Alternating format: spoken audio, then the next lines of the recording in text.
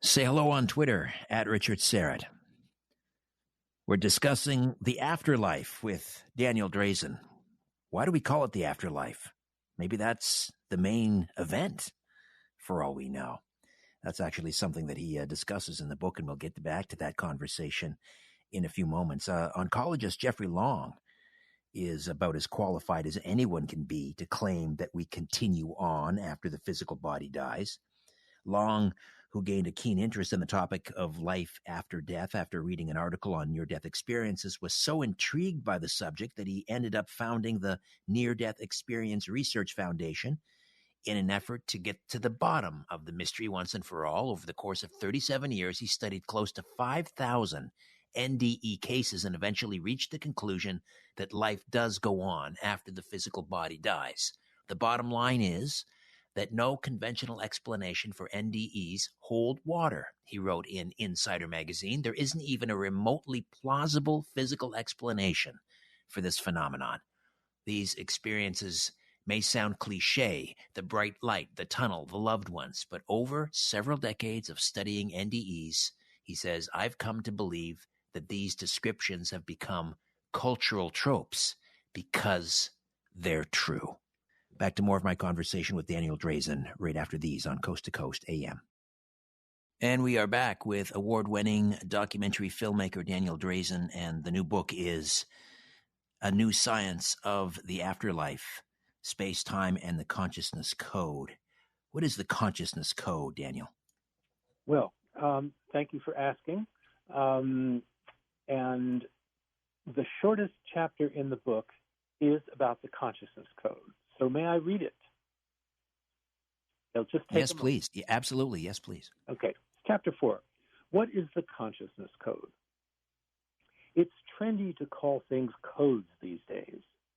But broadly speaking, a code can be anything whose meaning or very existence is wholly or partly hidden or obscure. This may be deliberate, as with encrypted information, or it may be a natural code, such as a DNA code, the shape of a plant's leaves, or the language of a particular bird species. Some things may be hidden by possessing qualities that our senses are not physically equipped to perceive. Examples include radio waves, ultraviolet light, the air on a clear day, deep seismic rumbles, and ultrasonic dog whistles. Other things in perfectly plain sight may be effectively invisible to us, because our culture has no particular interest in them or is motivated to ignore or deny them. These can be difficult or impossible to recognize, and when we can't recognize, we obviously can have no motivation to decode. Consciousness is an excellent example of a code hiding in plain sight. On the one hand, nothing should be more immediate or obvious than our own consciousness. On the other, our materialistic culture puts enormous unspoken pressure on us to ignore it or to explain it away as an illusory byproduct of neurological functioning. As a result, our chances of decoding it, laying bare its remarkable nature, properties, and potentials, have tended to be slim. So we end up like moviegoers, absorbed in a captivating adventure or love story, while being oblivious to the screen, the projector, and the vast community of talented professionals behind the scenes. They don't exist in our reality unless we happen to be filmmakers or students of filmmaking who know what to look for and why to bother looking in the first place. Perhaps to make better movies? As we have now seen, where honest science has stepped up to the plate and begun to decode and demystify consciousness, better movies, in other words, a richer appreciation of reality, more profound and beautiful experiences, and a healthier, more insightful relationship to life and death appear to be an inevitable result. Coming soon to a realm near you. Consciousness. Yeah. The materialists are satisfied that consciousness is a product of the brain or neurological function. Right. And many, maybe even most scientists consider themselves to be materialists. But as you point out in the book, materialism and science are not the same thing. Explain. Right. Well, materialism is a belief system about reality. Science is a method of inquiry. There's no equivalency to the two. Science can be materialistic, but it doesn't necessarily have to be. Science, the beauty of science and its brilliance is that it is free to inquire into anything whatsoever. It's not limited by the materialist belief system. And the materialism actually started to soften up a bit about 100 years ago with the advent of what we call quantum mechanics, where it became obvious to those who had the eyes to see and the curiosity to research it that what we think of as the solid material world wasn't quite solid at all. And in fact, there's a whole layer of psychology involved in this as well. We think of the physical world as solid, but what about liquids and gases? When a Right. skeptic says this is reality, they'll be pounding their fist on a solid table, as if solid matter were the only part of the only reality in the physical realm. But it's not. Even the physical realm is complex and subtle. But obviously, what we call the afterlife, and I'm not really fond of the term afterlife because it does suggest that consciousness first arises in the human body or in bodies in general, perhaps in animal bodies, and then it somehow continues after the body is gone. But the research that I'm aware of, and many others are aware of, indicate that consciousness has always been there. That this particular incarnation was preceded by any number of other incarnations, and what, from a material point of view, looks like the gaps between them. One way of looking at this whole cycle of lives and life between lives and life between lives, another life, and so on, is it's sort of like a chain of experiences. They're two sides of the same coin, with the physical life and the non-physical life, each providing their own types of experience. And over this series of lifetimes, what we call the soul, the consciousness, has a chance to experience a variety of situations and phenomena and relationships, and hopefully over these lifetimes can become mature, more enriched, have a greater sense of responsibility for its creations. And I make a lot about that in the book, that a sense of responsibility is one of the characteristics of the more evolved soul. What is terminal lucidity? Well, that's a relatively recently recognized phenomenon in which someone who is near death, for reasons of an afflicted or damaged brain, will, shortly before they actually pass, will go through a period of complete normalcy, of recovering their language, their ability to think, to relate to others, and then shortly thereafter the person passes. This suggests that the brain, the afflicted brain, managed to throttle back, or almost shut down, and get out of the way before it completely died, and then severed the connection with the person's soul. This phenomenon relates also to things like psychedelics, which appear to expand our consciousness as a function of reduced cerebral activity. Same thing occurs with folks that we call savants, who may have been born with neurological problems, or even with hydrocephalus, where the brain cavity is filled mostly with liquid and there's relatively little brain tissue. These folks have access to universes of information instantly. They can pull incredible mathematical solutions out of thin air instantaneously. Some have photographic memory of every moment of their lives. Now, this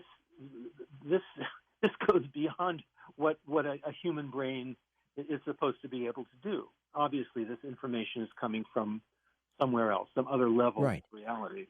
So all to suggest perhaps that consciousness or maybe even the mind exists outside of the body? Right. Well, I tend to picture it as all pervasive. It's not like the afterlife is off in some distant heaven or cosmos. It's right here. It's like, when people ask me, well, where's the afterlife? I say, well, where's Channel 4? We swim in this spectrum Yeah. of radio and television transmissions and wireless communication that's going through our bodies and our immediate environment at all times. But they don't exist unless we have something that resonates with them to particular frequency and can decode that. And people use the metaphor of the veil. So what's the veil? As far as I'm concerned, the veil is our senses, our physical senses, and our physical senses are keyed and just tuned to aspects of the physical environment. They're very sort of narrow band receivers or filters that direct our attention toward the physical world, as they should when we're in our physical bodies. But that's just a very small slice of the spectrum. And whether literally or metaphorically, I think if we think in terms of different frequencies, that consciousness exists on a higher frequency than physical matter does, I think we're on the right track. Earlier, you were talking about the experimenter Mark Macy, and we were talking about instrumental transcommunication and EVPs. Talk to me about computer messages or texts from the other side. Right. Well, these happen. They've been recorded going back certainly into the 1970s and 80s when home computers were first available to the consumer. People have gotten text messages, emails. People are now receiving text messages from their deceased loved ones on their phones. There's a professor in Canada who has just received a grant to research this very phenomenon of smartphone communications from the other side. Mark Macy himself received a communication that was sent to him by a group of experimenters and researchers in the European country of Luxembourg. It was a message from a deceased journalist who lived in the 19th century, who sent his biography to Mark. Mark did research on two continents. He went to the National Archives in Washington, D.C., and did research over in England, and found that every detail of this man's biography was true. He found the documentation. Wow. I had an experience some years ago. I had hired a young woman as an assistant, and over lunch one day, she seemed kind of in a strange mood. I said, what's going on? And she said, well, you probably won't believe me. I said, well, try me. And she said, kind of sheepishly, I got an email from my dead uncle. And she said, oh, see, I told you wouldn't believe me. I said, no, I've heard of these things. Please tell me more. So she said, well, I grew up in an abusive family, and my uncle was my sort of protector. And he worked for the Shell Oil Company. They sent him to their to one of their offices overseas, Singapore it was, excuse me. And then not long ago, he passed away. So a couple of days ago, I switched on my computer, and on the desktop was an email from my dead uncle with a message of love. And she said the return address was Singapore@yahoo.com, and she tried that, and there was at that time there was no such address, and the email bounced. But she also said that attached to the email was a photograph of me and my boyfriend that had been taken by friends in Colorado where we were visiting last week. These people knew nothing about my uncle.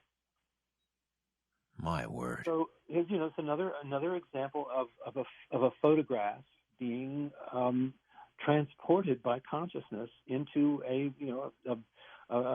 physical context. In this case, it was an email. So what do we know?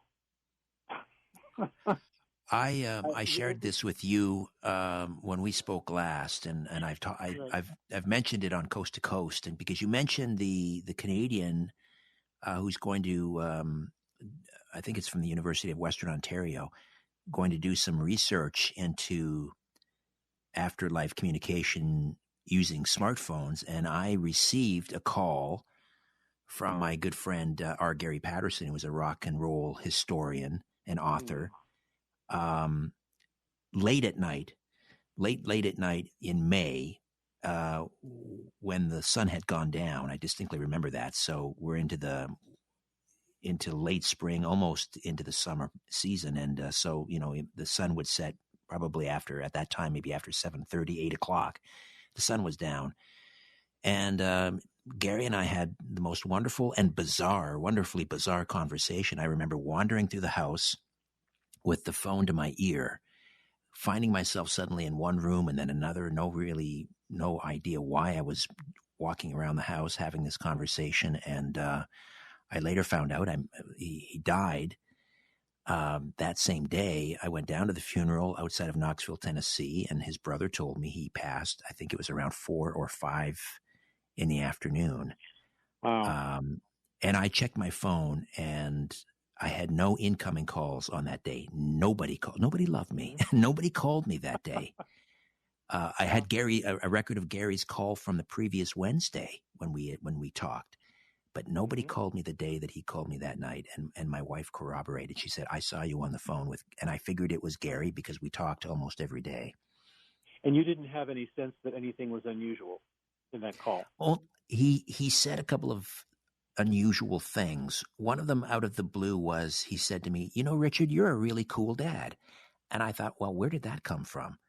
And then he said, I asked him towards the end of the conversation, because it was that weekend was going to be Memorial Day weekend. I said, "Gary, are you having a barbecue this weekend?" And he, for the first time that I'd known him in 10 years, he got kind of snippy with me. He said, "There'll be no barbecue." And I thought, oh, geez, did I step in something? When I went to the funeral, I asked his brother. I didn't mention the phone call to his brother. I just said, the last time I spoke to Gary, he said something. I asked him about a barbecue, whether he was going to have a barbecue this weekend. And he said, "There'll be no barbecue." And his brother said, "He said that to you?" He said, "That's strange." He said, because the day he died, that afternoon, he went out and he was driving around all over town. He spent $500 on a brand new barbecue. He spent the rest of the day putting it together, and then he died later that afternoon. There was no barbecue. God. Wow. Well, thank you for that story. You're welcome. That's yeah. Yeah, that's and I maybe I'm misremembering it. I don't know. I can't sit here and tell you for sure that I got a phone call after he died. Maybe I'm misremembering it. Maybe there's something that I don't know. Through the fog of time, it's been over 6 years now. It just seems so unreal now when I think back. But I don't know how else to explain it. We're going to take another time out here as we roll into the bottom of the hour, and we'll take some calls. Daniel Drazen, the author of A New Science of the Afterlife. Daniel Drazen is with us, A New Science of the Afterlife. Daniel, the past life remembrances, particularly from young children, is pretty compelling evidence. What do you make of the James Leininger case? Well, the James Leininger case has always seemed to me to be one of the most robustly evidential cases on record. It's contemporary. It's been very well researched. It's been covered in books, in television documentaries, and it's been studied at the University of Virginia. There's a department of their Department of Medicine that has been involved in researching reincarnation for many, many years. And the Leininger case is a shining example of the research that they've done. Young James was born in the San Francisco Bay Area. His family moved to one of the southern states. Very shortly after he was born, he was afflicted with nightmares. And before he could talk, as soon as he could draw, he drew pictures of air battles. and was basically inconsolable in these nightmares and these panic attacks he was having. When he was 2 years old, his father took him to an air museum, where James pointed out to his father a Corsair, which was one of the Navy's fighter planes flown in World War II, and he proceeded to describe to his father some of the features and shortcomings of that particular aircraft. Long story short, his parents were able to do quite a bit of research online in the Navy's archives, discovered, James, one of the things that James had remembered was the name of an aircraft carrier. He said Natoma. Turns out there was an aircraft carrier called the Natoma Bay, which was stationed in the Sea of Japan toward the end of the Second World War. And there were records of a James Houston who had been shot down in a particular air battle near Iwo Jima. So, another long story short, his parents were able to find several members of James Houston's squadron who were still alive. One of whom actually was a witness to James having been shot down in this air battle in the Second World War, and so on. The amount of evidence here was just staggering. They took young James to a reunion of the original, the surviving members of the crew, and James recognized the number of them, one by his voice alone. Wow. Remarkable. They tracked down James Houston's still alive, his sister was still alive. Young James was introduced to her. They became close friends, and the sister verified all of James's recollections of family histories, including the fact that her father was an alcoholic. Details like that. So it goes on and on and on. This is one of the most solid modern reincarnation cases on record. Let's go to the calls. And east of the Rockies, Cindy's in Council Bluffs, Iowa. Cindy, welcome to Coast. Good morning. Oh, good morning. Hi. Hi there. How are you? I'm well, thank you. You're on the air. Go ahead. Okay, so I wanted to tell you, my husband had been court-ordered into a nursing home. He had Alzheimer's and dementia, and he became violent. And he was in there for 5 years, and he passed away there. And I was living at that time in Avoca, Iowa, and working as a waitress. And one night I was at home, sitting by the window and watching television. And this was after he passed, of course. And suddenly, this whoosh, and that's how I describe it. It was a whoosh, came through my window. And there was an angel with wings and Denny, my husband. And he was standing, this just gives me chills as I tell it. And he was standing before me, and the angel was hovering next to him. And I just looked at him, and he held his hand out to me. He said, "Come with me." Of course, I couldn't go with him because he was on the other side. I said, "I can't." But I hugged him. And then the angel took him, and out the window they went. Mm-hmm. I got chills right now listening to that story, Cindy. Yes, because it's absolute truth. And, I believe you. The area it's actually called Avoca, Indian name in Iowa. It's a very spiritual area as well. All of Iowa is. Yeah, that's a great story, Cindy. Daniel, what do you make of that? Well, thank you, Cindy, for sharing that story with us. What, in my experience, this sort of thing is a lot more common than we know. And I think if more people felt as comfortable as you do about sharing these stories, we'd have a completely different idea of life and death. Our culture places a lot of pressure on us to keep quiet about these things. Oh, you're crazy, you're making this stuff up, you're hallucinating. Well, I don't think so. And once we realize these things are more normal than paranormal, I think we can relax into a much healthier and more easeful feeling toward death, and feel closer to those close to us who have passed. And I think that probably will make it easier for them to communicate with us. As it is now, they have to sort of punch through this atmosphere of denial and negativity. I think if the consensus of our consciousness loosens up and becomes more free and more accepting of these things, that they will not only happen more often, but that more people will be willing to acknowledge them and share these very wonderfully moving stories with their friends and relatives and people in the culture in general. Cindy, thank you for the call. Yes, thank you so much. On the wild card line, Jim is in British Columbia. Jim, welcome to Coast. Good morning. Hello, Richard and Daniel. It's a real honor and a pleasure to talk to both you gentlemen, and I'm loving this show. I just wanted to relay and share a story I had with my father when he passed away. It was Halloween of 2016. And then the following spring, I had a shirt I inherited from my dad, and I wore it out to the care home where my brother was for the first time. I don't know when it was, June or something, the following spring.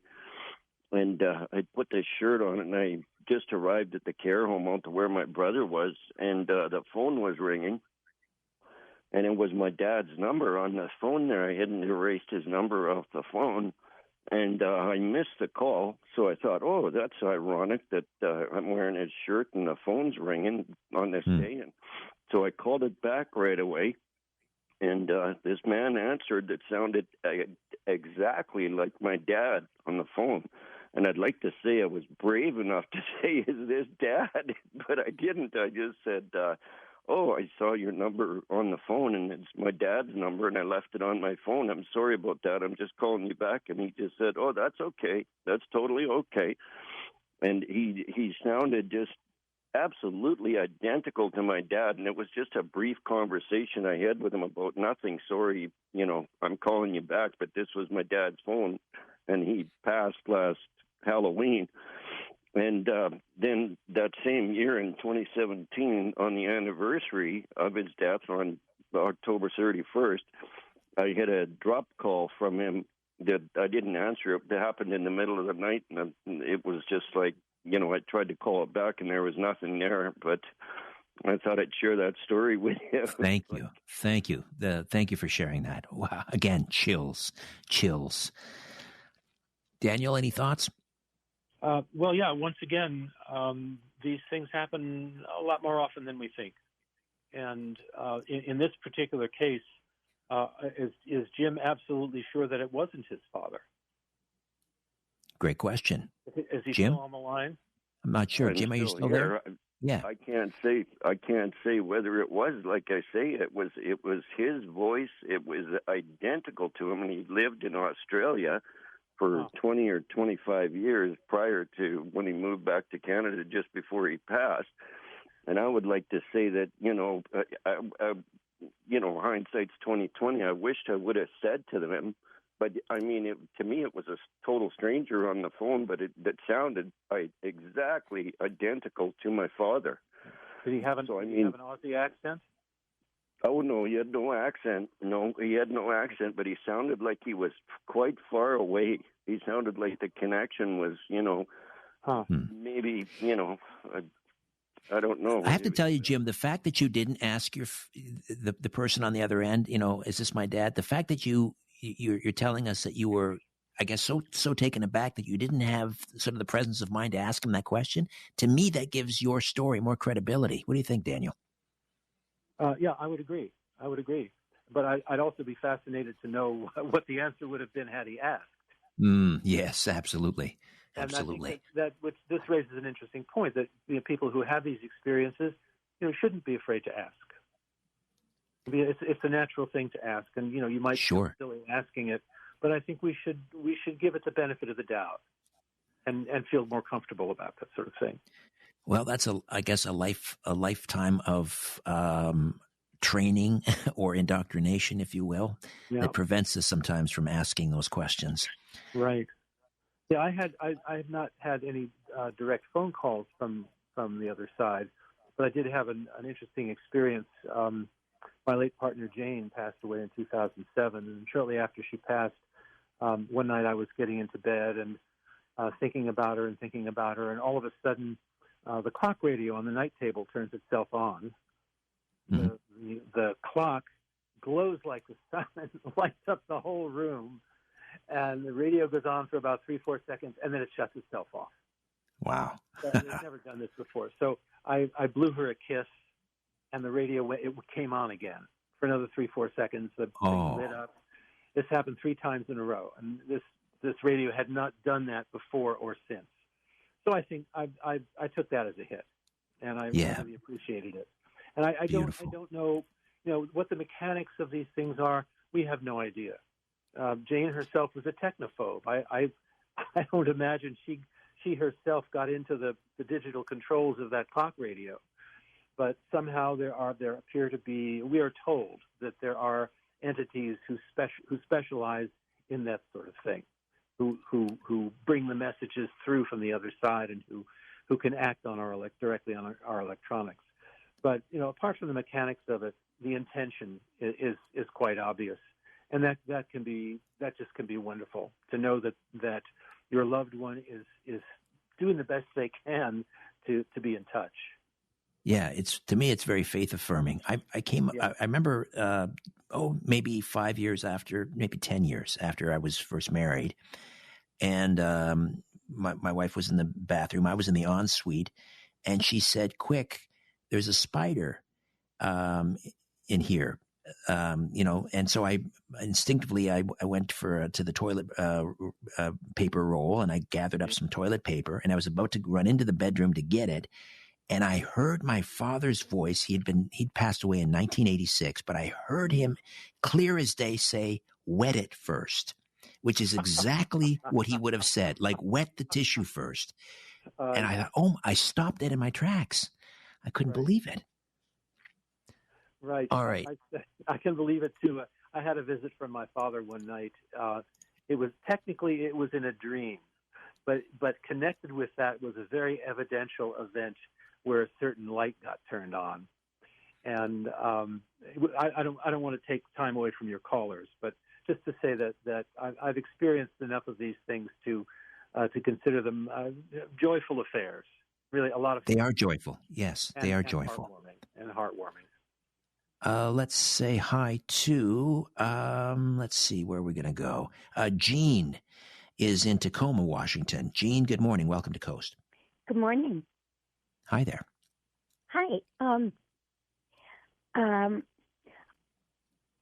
Ever since I was little, my mom told me we're Irish, and she told me that I was fey, F-E-Y, that I just know things, and it comes from my great-great-grandmother, and only to the women's side.